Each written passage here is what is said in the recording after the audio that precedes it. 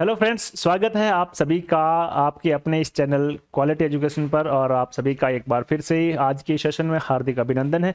आज की सेशन में हम फरवरी महीने के 50 करंट अफेयर्स के बेहतरीन प्रश्नों को हल करेंगे। ये प्रश्न आपके लिए आरएस की तैयारी में तो उपयोगी है ही, साथ ही यदि आप आरएस के अलावा किसी और भर्ती की भी तैयारी कर रहे हैं, जैसे यदि आप जूनियर अकाउंटेंट की तैयारी कर रहे हैं, सेकंड ग्रेड का जो पेपर दोबारा से हो रहा है उसकी तैयारी कर रहे हैं, या आप संगणक की तैयारी कर रहे हैं, या इसके अलावा भी कोई और एग्जाम हो सकता है जिसकी आप प्रिपरेशन कर रहे हैं और आपके सिलेबस में करंट अफेयर्स है। बेसिकली ये जो पूरे प्रश्न है ये आरएस को ध्यान में रख करके ही बनाया गया है। आरएस की जो भर्ती है राजस्थान की सबसे प्रतिष्ठित भर्ती है और करंट अफेयर्स का उसमें बहुत बड़ा रोल रहता है। लगभग 20 से अधिक प्रश्न उसमें आते हैं और लगभग 27 से 28 नंबर का जो पोर्शन है वो करंट अफेयर्स से आता है। आज के इन प्रश्नों में आपके करंट अफेयर्स के सिलेबस के अनुसार सारी चीजें इसमें शामिल की गई है। इंटरनेशनल नेशनल लेवल के सारे इश्यूज से संबंधित प्रश्न भी है, राजस्थान के करंट अफेयर्स से भी प्रश्नों को इसमें समेटने की कोशिश की है। चर्चित व्यक्ति, स्थान और संस्थाओं से भी प्रश्न लिए हैं और इसके साथ साथ खेल कूद से संबंधित प्रश्न भी मैंने लिए। इसको लेकर के पहले वाला एक वीडियो, क्योंकि आप लोगों को ये मैं पिछले सेशंस में बता चुका हूं कि हर महीने के 50 बेहतरीन प्रश्न मिलेंगे, उसी सिलसिले में ये वीडियो ये सेशंस आपके लिए लाया जा रहा है। इस वीडियो के पिन कमेंट में मैं आपको जनवरी महीने के 50 करंट अफेयर्स के बेहतरीन प्रश्नों वाला वीडियो का लिंक डलवा दूंगा। आप वहां जाकर के उस वीडियो को भी देख लीजिएगा और आप सबकी सुविधा के लिए एक अलग प्लेलिस्ट भी बनवा दूंगा, आप वहां जाकर के भी देख लीजिएगा। मित्रों, जुलाई के लास्ट से पहले पहले आपको जून तक के सारे महीनों के करंट अफेयर्स मिल जाएंगे, ऐसा हमारा प्रयास रहेगा लगातार। एक बार फिर से आप सभी का स्वागत है क्वालिटी एजुकेशन के इस अपने प्लेटफॉर्म पर। आप लोग मेरे साथ जुड़ जाइए। यदि आप चैनल पर नए हैं, पहली बार आए हैं, तो इसे सब्सक्राइब कर लें और इस सेशन को लाइक कर दें और कई सारे अपने मित्रों जो तैयारी कर रहे हैं उन तक उन्हें साझा भी कर दें, ताकि एक नई जानकारी सब विद्यार्थियों तक पहुंच सके। इन प्रश्नों में मैं जितनी व्याख्या हो सकती है, जितना पॉसिबल होगा उतनी व्याख्या के साथ समेटेंगे, ताकि और भी कोई फैक्ट जो है आपके एग्जाम के पॉइंट ऑफ व्यू से पीछे नहीं छूटे। आइए आप सभी का एक बार फिर से अभिनंदन और एंजॉय करते हैं आज के सेशन को। आज का पहला हमारा प्रश्न है, दिल्ली मुंबई एक्सप्रेस वे भारत के कितने राज्यों से होकर के गुजरेगा? तो दिल्ली मुंबई एक्सप्रेस वे की पहले बात कर लेते हैं। ये भारत के 6 राज्यों से होकर के गुजरेगा। कितने राज्यों से होकर के गुजरेगा? 6 राज्य कौन कौन से? सबसे ऊपर नई दिल्ली से शुरू होगा ये और सबसे नीचे ये मुंबई तक जाएगा। कहां तक जाएगा? मुंबई। तो मुंबई में जो जाएगा ये दोनों के नाम से है, तो मुंबई महाराष्ट्र में है, तो महाराष्ट्र तक जाएगा। दिल्ली से शुरू होने के बाद ये इसकी एंट्री होगी हरियाणा में, मध्य प्रदेश में, मध्य प्रदेश के बाद राजस्थान में, राजस्थान के बाद गुजरात में और गुजरात के बाद महाराष्ट्र में। तो ये जो 6 है आपके, नई दिल्ली, हरियाणा, मध्य प्रदेश, राजस्थान, गुजरात और महाराष्ट्र, इनमें से राजस्थान में इसके दिल्ली लालसोट दौसा खंड का उद्घाटन, दिल्ली लालसोट दौसा, इस खंड का उद्घाटन किया गया था 12 फरवरी 2023 को प्रधानमंत्री श्री नरेंद्र मोदी द्वारा। इस पूरे DMECW Delhi Mumbai express way की जो लंबाई है वो लगभग 1386 किलोमीटर है और हाईएस्ट जो इसकी लंबाई है, यानी कि ये जो सबसे ज्यादा जो इसकी लंबाई है वो गुजरात राज्य में है, 400 किलोमीटर से भी ज्यादा है। और दिल्ली में सबसे लोवेस्ट इसकी लंबाई है, केवल 9 किलोमीटर ही ये दिल्ली में है। तो ये जो 6 राज्य है जहां से दिल्ली मुंबई एक्सप्रेस वे होकर के गुजरेगा, और ये चर्चा में इसलिए रहा क्योंकि राजस्थान में दिल्ली लालसोट दौसा खंड का उद्घाटन प्रधानमंत्री जी श्री नरेंद्र मोदी द्वारा 12 फरवरी 2023 को इसका उद्घाटन, इस खंड का उद्घाटन किया गया। 14वें राष्ट्रीय सांस्कृतिक महोत्सव 2023 का आयोजन राज्य के किस जिले में किया गया? तो इसका आयोजन राज्य के बीकानेर जिले में किया गया और बीकानेर जिले में भी डॉक्टर करणी सिंह स्टेडियम में इसका उद्घाटन, इसका जो आयोजन है वो किया गया। फरवरी महीने में ये आयोजित किया गया था और ये 14वें क्रमांक का राष्ट्रीय सांस्कृतिक महोत्सव था। अगला प्रश्न, खेलो इंडिया यूथ गेम्स 2022 का मेजबान राज्य कौन सा है? देखिए, खेलो इंडिया यूथ गेम्स से संबंधित कोई भी प्रश्न किसी भी तरह से बने तो आपको बहुत अच्छे से याद रखना है। देखिए, खेलो इंडिया यूथ गेम्स 2022 है, ये इसका 5वां संस्करण है। इससे पहले 4 बार आयोजित किए जा चुके हैं, वो भी अभी हम देखेंगे कहाँ कहाँ आयोजित किए गए। 5वां संस्करण है। इसका राज्य जो मेजबान जिसने होस्ट किया इन खेलों को वो है मध्य प्रदेश। मध्य प्रदेश से पहले 2018 में जो खेल हुए, पहले खेल हुए 2018 में पहले खेल हुए खेलो इंडिया यूथ गेम्स, ये नई दिल्ली में आयोजित किए गए 2019 में दूसरे खेलो इंडिया यूथ गेम्स पुणे में आयोजित किए गए। फिर 2020 के लिए तीसरे गुवाहाटी में, असम में, और 2020 के लिए तीसरे खेलो India youth games Guwahati, Assam में आयोजित किए गए। और 2021 के लिए जो चौथे खेलो इंडिया यूथ गेम्स थे, इन चौथे खेलो इंडिया यूथ गेम्स का आयोजन पंचकुला में किया गया। इनका क्रम भी, इनका सीक्वेंस भी आपसे एग्जाम में पूछा जाएगा, जा भी सकता है। 2022 का जो 5वां, जिसकी अभी हम बात कर रहे हैं, इनका आयोजन है जो मध्य प्रदेश में किया गया। मध्य प्रदेश के 8 विभिन्न अलग अलग शहरों में किया गया। तो प्रश्न कह रहा है खेलो इंडिया यूथ गेम्स, खेलो इंडिया यूथ गेम्स का 5वां संस्करण, 5th जो एडिशन है, वो कहाँ आयोजित किया गया? तो जो 5वां संस्करण है उसका आयोजन मध्य प्रदेश में किया गया। 5 से पहले 4 कौन कौन से आयोजन किए गए, कहाँ कहाँ किए गए, कब कब किए गए, इनके बारे में भी ये पूरी टेबल आपको यहाँ दिखा दी गई है। इस पूरे 4K पैनल की PDF में आपको हमारे Telegram channel quality education RS पर अवेलेबल करवा दूंगा। अगर आप अभी तक वहाँ जाकर के उस परिवार का हिस्सा नहीं बने हैं तो मैं आपको सलाह दूंगा कि आप वहाँ जाकर के quality education RS Telegram channel को ज्वाइन जरूर कर ले। अगला प्रश्न है खेलो इंडिया यूथ गेम्स 2022 में राजस्थान पदक तालिका में कौन से स्थान पर रहा? इसको भी आप मोस्ट इंपोर्टेंट लगा लीजिएगा, क्योंकि राजस्थान का प्रश्न है तो राजस्थान के बारे में भी पूछा जा सकता है। तो देखिए कौन कौन से राजस्थान रहा है चौथे स्थान पे, इसके बारे में हम देख लेते हैं। पहले स्थान पर रहा है महाराष्ट्र, और महाराष्ट्र ने कुल 161 पदक जीते हैं इस प्रतियोगिता में। महाराष्ट्र पहले स्थान पर रहा है। दूसरे स्थान पे यदि हम बात करें तो इन खेलो इंडिया यूथ गेम्स में 5वें संस्करण में दूसरे स्थान पर हरियाणा राज्य रहा है, 128 पदक जीते हैं हरियाणा ने। तीसरे स्थान पे मेजबान रहा है मध्य प्रदेश, और मध्य प्रदेश ने इन खेलों में 96 पदक जीते हैं। और राजस्थान जो आपका प्रश्न के अनुसार पूछ रहा है, तो राजस्थान इन खेलों में चौथे स्थान पर रहा है, हमारा प्यारा राजस्थान। और राजस्थान ने इन खेलों में कुल 48 पदक जीते हैं। कुल कितने पदक जीते हैं?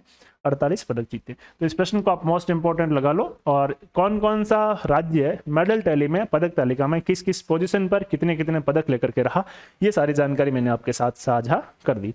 पहले स्थान पे महाराष्ट्र, दूसरे स्थान पे हरियाणा रहा। और ये दोनों राज्य अभी तक जितने भी खेलो इंडिया यूथ गेम्स हुए हैं, 5 जितने भी हुए हैं, उनमें या तो हरियाणा पहले रहा है या महाराष्ट्र पहले रहा। कोई तीसरा राज्य अभी तक इस टेबल में टॉप पर नहीं आया। ये दोनों राज्य बारी बारी से क्रमशः पहले और दूसरे स्थान पर ही रहे।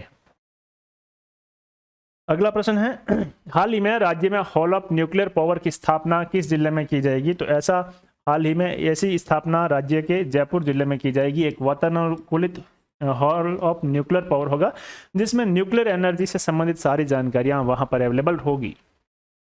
राज्य के किस जिला प्रशासन द्वारा फरवरी 2023 में रास्ता खोलो अभियान प्रारंभ किया गया? इस प्रश्न को आप इंपोर्टेंट लगा लो। तो राजस्थान के किस जिले के द्वारा फरवरी में एक अभियान चलाया गया था जिसका नाम था रास्ता खोलो अभियान। दरअसल ग्रामीण क्षेत्रों में काश्तकारों को अपने खेत तक उनकी पहुंच सुनिश्चित करने के लिए रास्ता चाहिए, और इस रास्ते की जो खुलापन है वो सबके लिए सुलभ नहीं है। उसके लिए प्रशासन ने खुद पहल की, रास्ता खोलो अभियान वो चलाया गया था अलवर जिला द्वारा। और उस समय अलवर के जिला कलेक्टर थे जितेंद्र कुमार सोनी। आपने पिछले सारे सेशंस को बहुत सारा प्यार दिया, बहुत सारा स्नेह दिया, बहुत सारा आपका जो आशीर्वाद है वो शुभाशीर्वचन हमें मिले, कमेंट्स के माध्यम से, लाइक्स के माध्यम से मिले। आप सभी सुधीजनों का उसके लिए बहुत साधुवाद। करंट अफेयर्स के सिलसिले में आप लोग मेरे साथ लगातार जुड़ते रहिए। आप लोगों के लिए बहुत बेहतरीन प्रश्न मैं यहाँ पर यूट्यूब पर ला रहा हूँ लगातार। राजस्थान इंटरनेशनल एक्सपो के प्रथम संस्करण, इस प्रश्न को आप मोस्ट इंपोर्टेंट लगा लीजिएगा। राजस्थान इंटरनेशनल एक्सपो के प्रथम संस्करण का जो आयोजन फरवरी 2023 में राज्य के किस जिले में किया गया? तो राज्य के जोधपुर जिले में किया गया। और इसका जो आयोजन है RECP द्वारा किया गया, राजस्थान एक्सपोर्ट प्रमोशन काउंसिल द्वारा, राजस्थान एक्सपोर्ट प्रमोशन काउंसिल द्वारा किया गया, राजस्थान निर्यात संवर्धन परिषद द्वारा किया गया। राजस्थान निर्यात संवर्धन परिषद द्वारा इसका जो आयोजन है वो किया गया। किसके लिए किया गया? तो जो इसमें हैंडीक्राफ्ट है, जो हस्तकला है, हस्तकला के निर्यात के लिए किया गया। और इस जो राजस्थान इंटरनेशनल एक्सपो है इसमें ये चीज़ें निकल कर के आई कि हम हर साल ऐसा इंटरनेशनल एक्सपो जोधपुर में ही आयोजित करवाएंगे। अभी पहले संस्करण का ही आयोजन किया गया है और वो किया गया है फरवरी 2023 में। यह प्रश्न एग्जाम में पूछा जा सकता है। सामाजिक न्याय एवं अधिकारिता विभाग द्वारा पेंशनर्स का फेस रिकॉग्नाइजेशन करने के लिए कौन सा ऐप लॉन्च किया गया? देखिए, सामाजिक सुरक्षा और अधिकारिता विभाग द्वारा कई सारी पेंशन स्कीम्स चलाई जाती, जैसे कि वृद्धावस्था पेंशन योजना, एकल नारी पेंशन योजना, अनुसूचित जाति जनजाति पेंशन योजना और ये सारी चीजें। इन सब में क्या है, बायोमेट्रिक पहचान की जाती है कि पेंशनर्स जीवित है या नहीं, या वो वास्तविक लाभार्थी है या नहीं। इसके लिए बायोमेट्रिक पहचान स्थापित की जाती है और अंगूठा वेरीफाई होने के बाद ही पेंशन दी जाती है। कुछ केसेस में क्या होता है कि अंगूठा और उसकी जो रेखाएं हैं वो सही से रिकॉग्नाइजेशन नहीं हो पाती है, तो पेंशनर्स का फेस रिकॉग्नाइजेशन करने के लिए एक बहुत बढ़िया पहल की है। उसके लिए एक ऐप लॉन्च किया गया है और जो अभी आपके एमआरसी कैंप चल रहे हैं, महंगाई राहत कैंप चल रहे हैं, उनमें भी इस ऐप का इस विभाग द्वारा बखूबी उपयोग किया जा रहा है। उस ऐप का नाम आपको बताना है। तो सामाजिक न्याय और अधिकारिता विभाग द्वारा पेंशनर्स का फेस रिकॉग्नाइज करने के लिए, फेस की चेहरे की पहचान करने के लिए कौन सा ऐप लॉन्च किया गया है? तो उसका नाम है राज एसएसपी ऐप। और राजस्थान इस तरह का करने वाला देश में पहला राज्य बन गया है। पहला राज्य राजस्थान बन गया है जिसने अपने यहाँ पेंशनर्स के फेस रिकॉग्नाइजेशन के लिए टेक्नोलॉजी का बहुत बेहतरीन उपयोग किया है। आगे बढ़ते हैं। जलाशयों के संरक्षण हेतु भारत सरकार के जल शक्ति मंत्रालय के साथ मिलकर जल जन अभियान की शुरुआत कहाँ से हुई? तो पहले तो मैं इस प्रश्न का उत्तर दे देता हूँ आपको कि ब्रह्म कुमारी संस्थान आबू रोड से हुई है। और जो हमारे जलाशय है उनका अगले 8 महीनों में, अगले 8 महीनों में 5000 से अधिक जलाशयों का संरक्षण और संवर्धन किया जाएगा। जलाशयों का संरक्षण किया जाएगा और उनका संवर्धन किया जाएगा ताकि पेयजल की जो आपूर्ति है उसके लिए बहुत बेहतरीन सिस्टम हम डेवलप कर सकेंगे। तो उसकी जो शुरुआत है वो वर्चुअली शुरुआत की गई थी। उसका जो उद्घाटन है वर्चुअली किया गया था। किसके द्वारा? प्रधानमंत्री के द्वारा। ब्रह्म कुमारी संस्थान और भारत का जल शक्ति मंत्रालय, ये दोनों मिल करके जल जन अभियान शुरू करेंगे। एक जल जीवन मिशन है, वो अलग है। उसमें यह टारगेट रखा गया है कि राजस्थान के ग्रामीण क्षेत्रों में वर्ष 2024 तक हर घर नल का पानी पहुंचा दिया जाएगा। वो जल जीवन मिशन है, JJM है।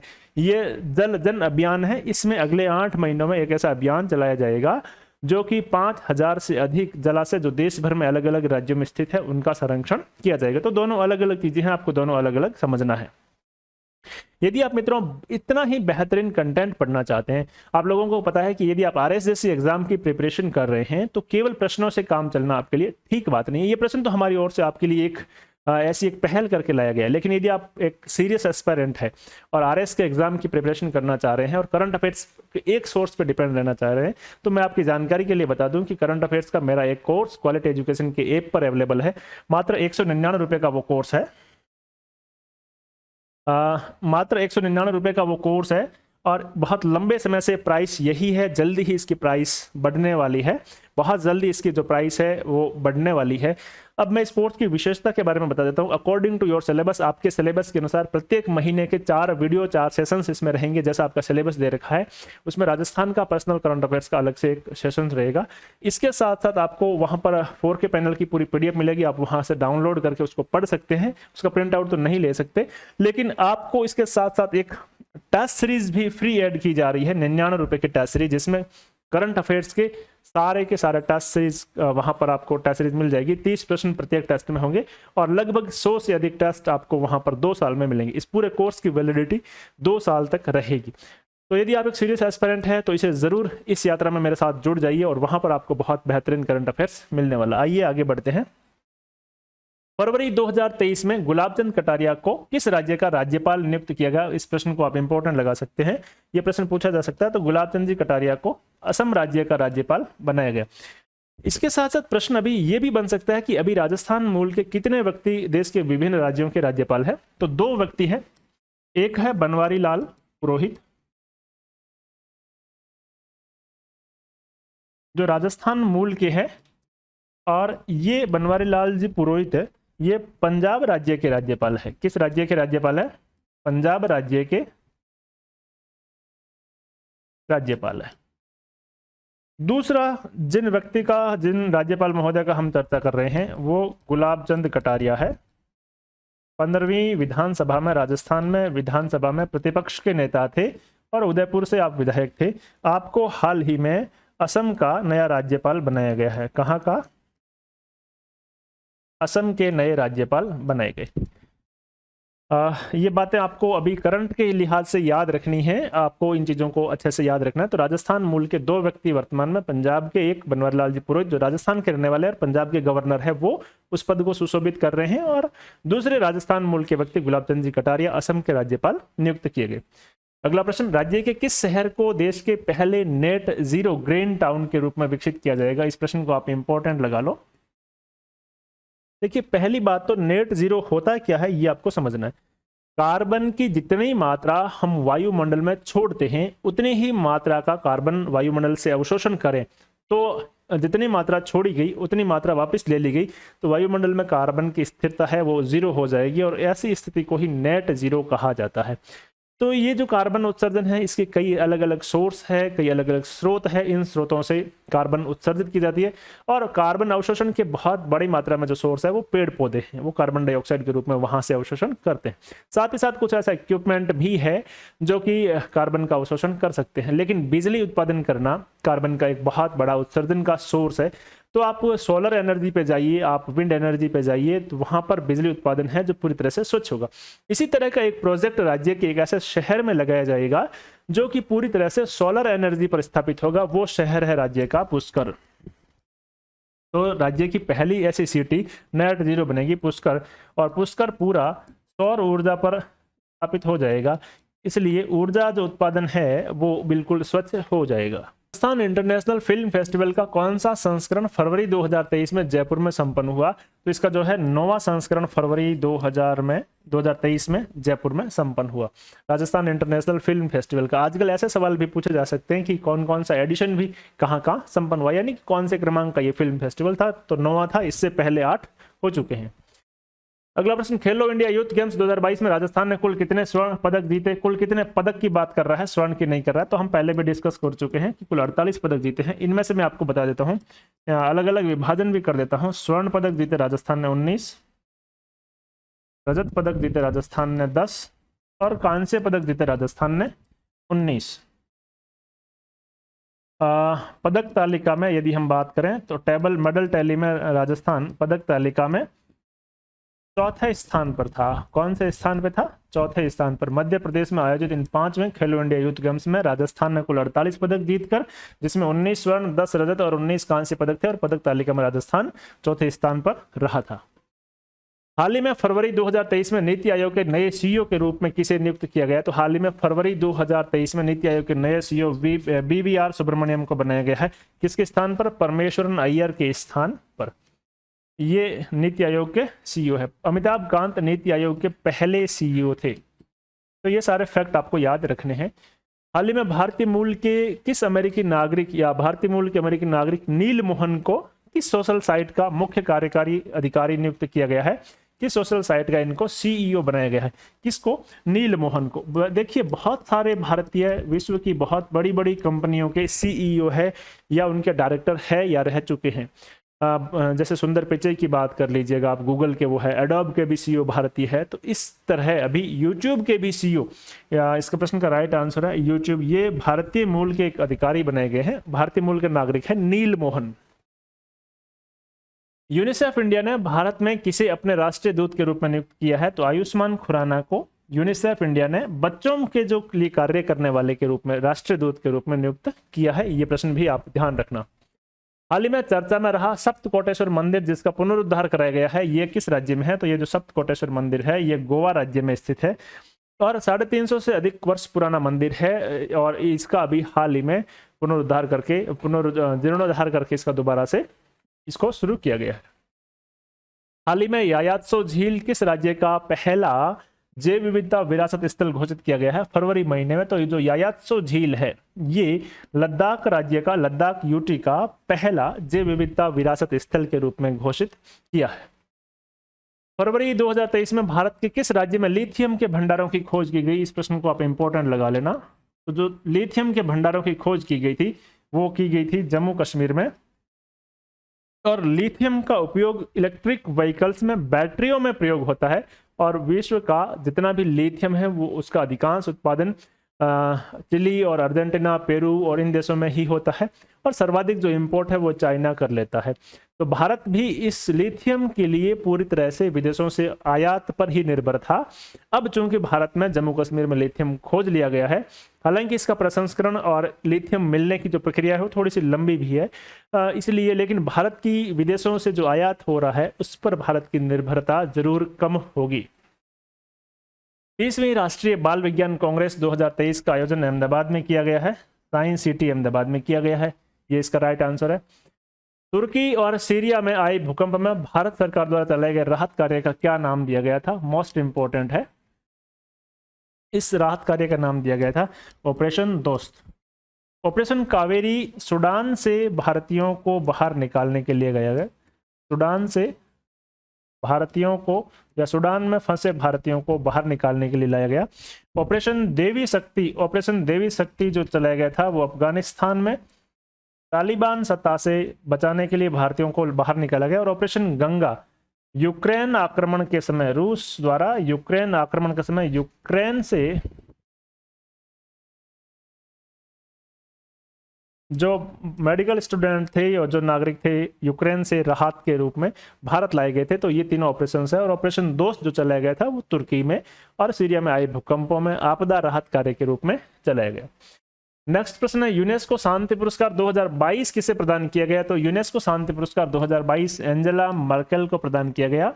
और एंजेला मर्केल जर्मनी राज्य की पूर्व चांसलर है, जर्मनी की पूर्व चांसलर रह चुकी है। और इनको जो ये पुरस्कार है ये शरणार्थियों के लिए बेहतर काम करने के लिए दिया गया है। शरणार्थी जो रिफ्यूजी है, जो माइग्रेंट है, उनके लिए बेहतर कार्य करने के लिए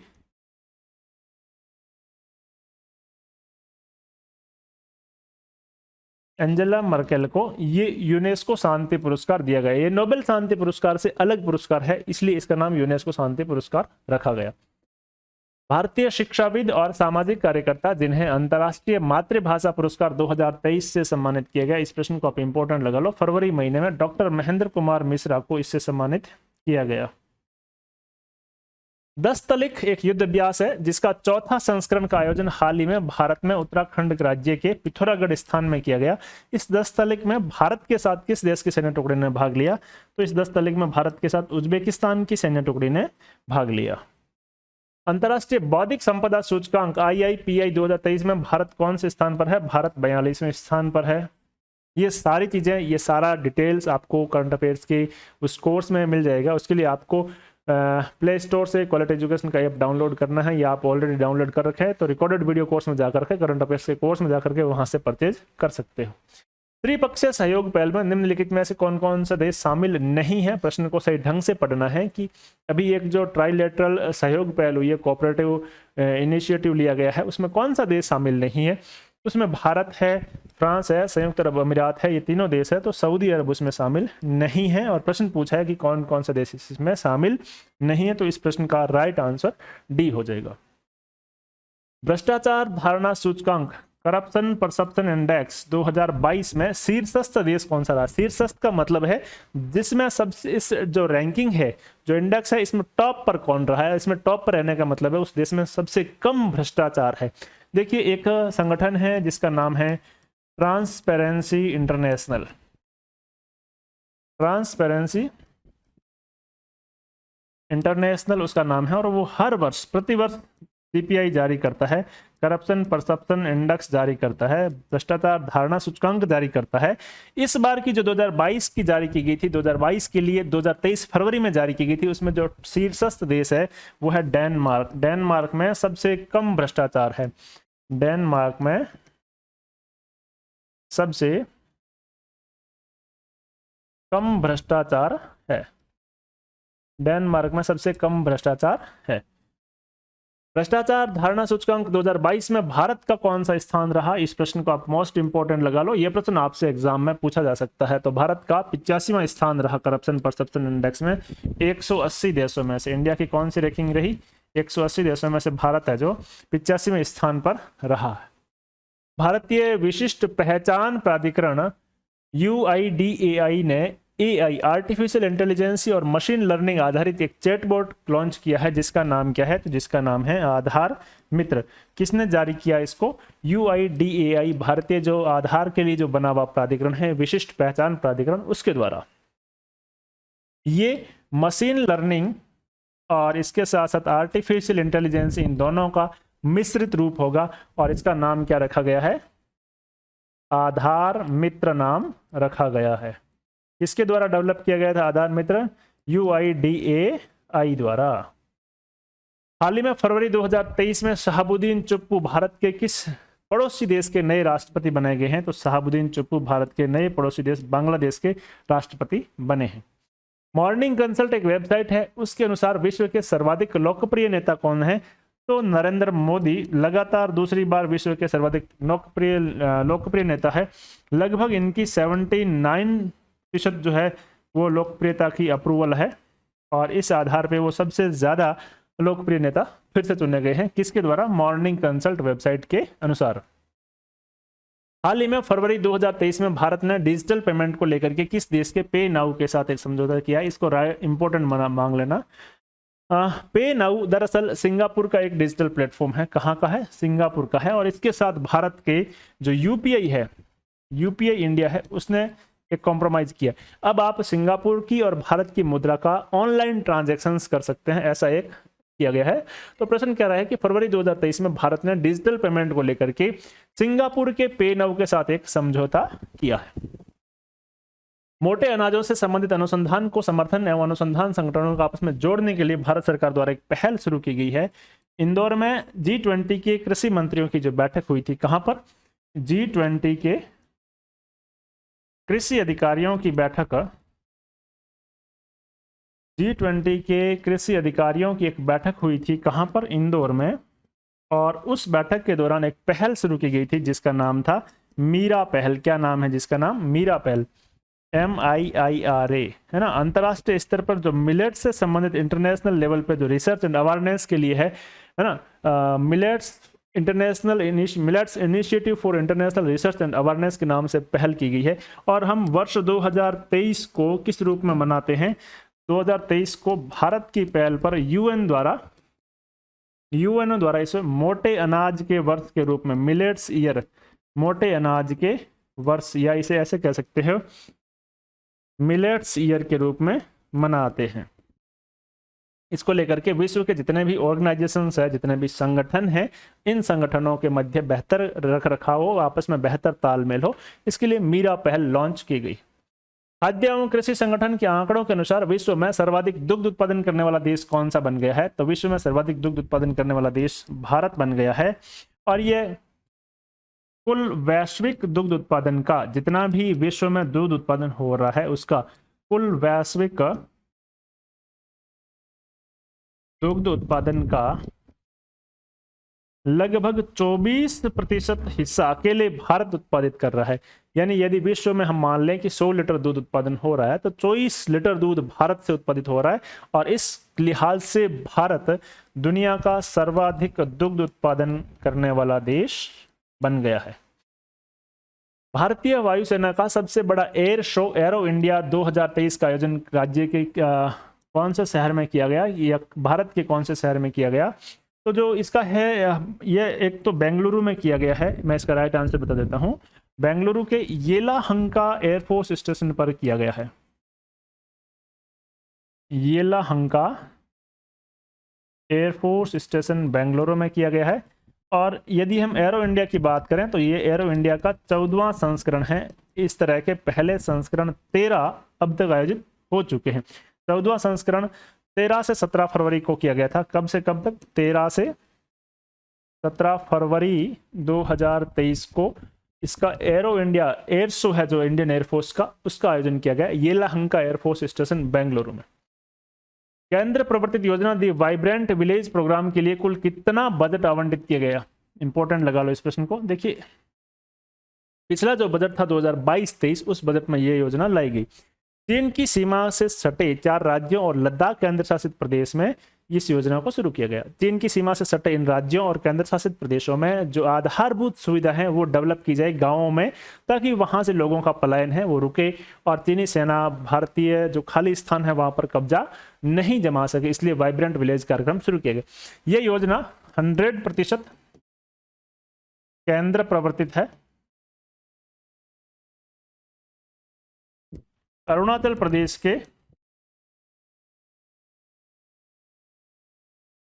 किबिथु गांव से शुरू हो चुकी है। चीन की सीमा से सटे, चीन की सीमा पर स्थित गांवों का विकास किया जाएगा, गांवों का आधारभूत संरचना का विकास किया जाएगा।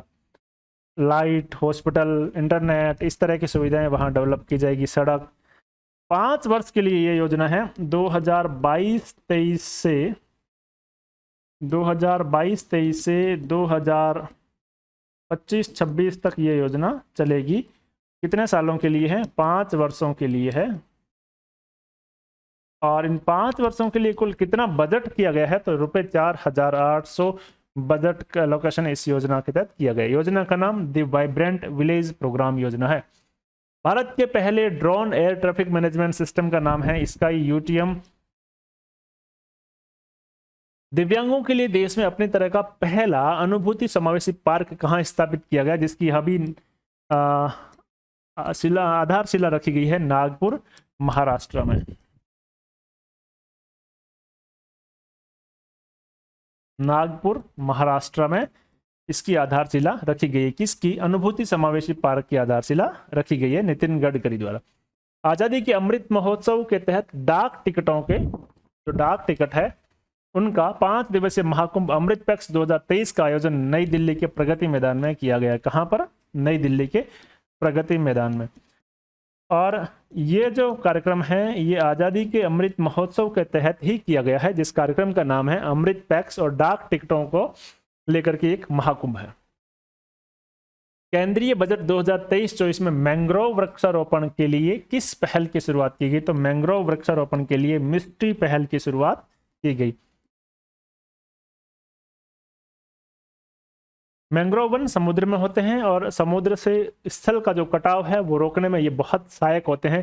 समुद्र की लहरों की गति को भी ये वन कम करते हैं और इकोलॉजी के लिए बहुत ही बड़ा रोल इनका होता है। इन मैंग्रोव वनों का लगातार ह्रास हो रहा है और इसको बचाने के लिए केंद्र सरकार ने जो नया बजट है 2023-24 इसमें एक पहल लॉन्च की है, उसका नाम है मिस्ट्री पहल, MISHTI पहल। केंद्रीय बजट 2023-24 में नमस्ते योजना के लिए कितना बजट आवंटित किया गया? पहली बात तो नमस्ते योजना का जो संबंध है वो जो सीवरेज ट्रीटमेंट प्लांट है, सीवरेज प्लांट है या सीवरेज से संबंधित जितने भी कार्य है उन सब का यंत्रीकरण किया जाए। अधिक से अधिक इस कार्यों के लिए मशीनों का प्रयोग किया जाए ताकि मेला ढोने की जो प्रथा है या सीवरेज प्लांट में जो सफाई कर्मी उतरते हैं फिर उनकी एकदम घुटने से मृत्यु हो जाती है, ऐसे कृत्यों से बचने के लिए अधिकतम मशीनों का प्रयोग इस काम में हो, उसके लिए नमस्ते योजना लाई गई। लेकिन प्रश्न ये कह रहा है कि नमस्ते योजना के लिए 2023-24 में सेंट्रल गवर्नमेंट ने कितना बजट रखा? तो उसके लिए नमस्ते योजना के लिए सेंट्रल गवर्नमेंट ने 100 करोड़ रुपए का बजट रखा। 22वें विधि आयोग के अध्यक्ष कौन है? पहली बात तो 22वें विधि आयोग चर्चा में इसलिए है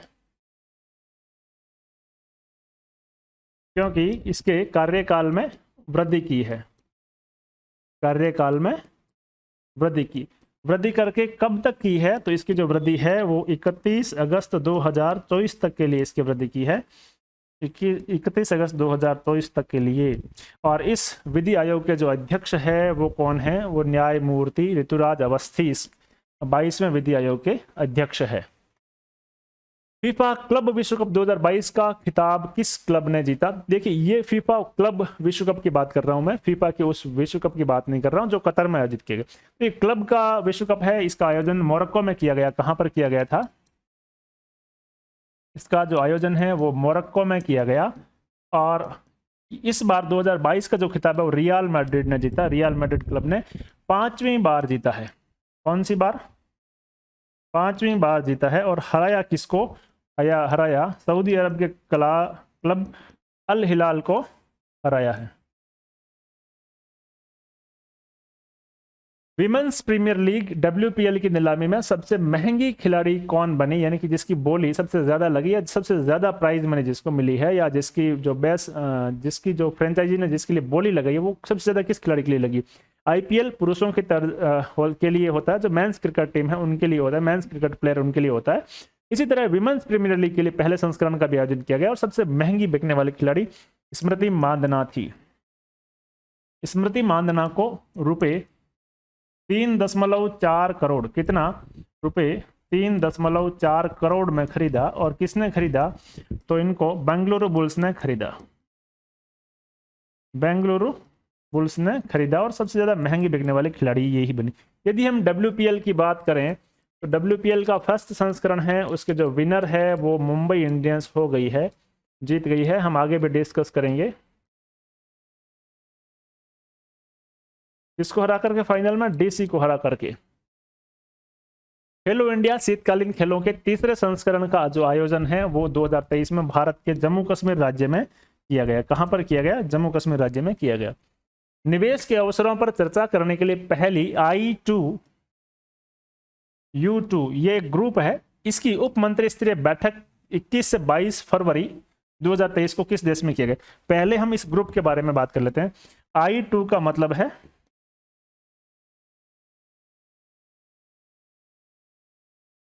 I से 2 नाम शुरू हो रहे हैं, इंडिया और इजराइल,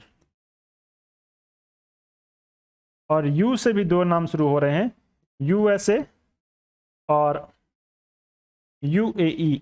इन चारों देशों का ये ग्रुप है, जिस ग्रुप का नाम क्या है? I2U2।